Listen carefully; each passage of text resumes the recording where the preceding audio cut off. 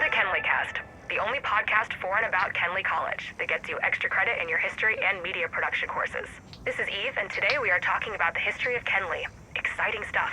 I know we've all heard the rumors about the secret society that constructed the obelisk in some of the buildings on campus, but what's the truth?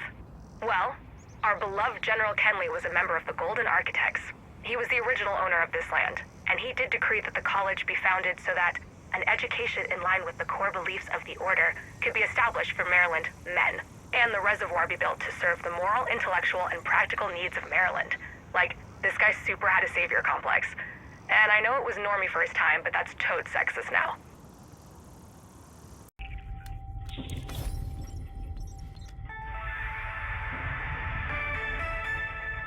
Welcome back to KenleyCast, the only Kenley podcast where extra credit is not only a bonus, but a requirement for listening in. As time marches on, so does the progress of time. Where were we? So yeah, Kenley. Not a bad dude, but also not the greatest. I mean, he's no Lincoln, and he's no Lee. And for an institution that didn't allow women until 1920, which, actually, that's pretty good. Like, that's 6 years before Sarah Lawrence was established. So yeah, good on you, Kenley College, for being ahead of the curve on that one.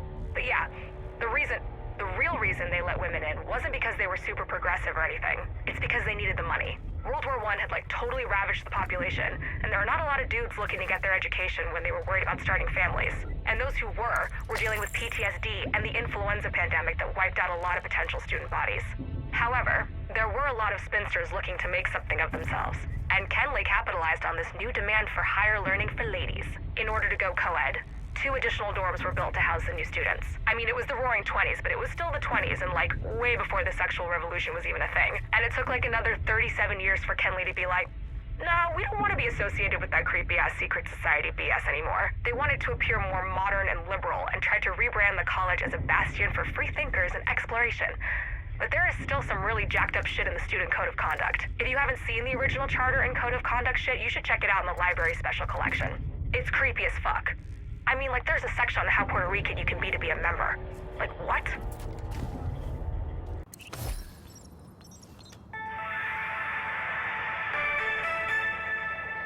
Welcome back to KenleyCast, the only podcast that's still casting. I know we've talked about some of the weird shit on campus, like the obelisk. I mean, could there be, a more phallic symbol just hanging out in the quad? We get it. You are a men's organization. You need the penis beacon to light your way. It's just super weird. But, not as weird as the fact that there's, a church with a crypt on campus. Why is there a crypt? Who's buried in the crypt? Is a crypt without bodies? If the crypt doesn't have bodies, is it just a basement? And, if we get high as fuck and try to hold a seance in the church basement, is that, super weak sauce compared to holding one in the crypt? But it's weird, right? And, I've gone to the library and tried to research the shit, but a bunch of the Golden Architect shit that's just embedded in the floor and walls, the college doesn't really want you to know about it. Oh, and the statue that's in front of the library. That weird silver lady, you know why that's there, right? Some chick in the 70s got tired of staring at the big dick in the quad, and so she was like, we need a naked chick to counterbalance that shit. That's some white feminist nonsense.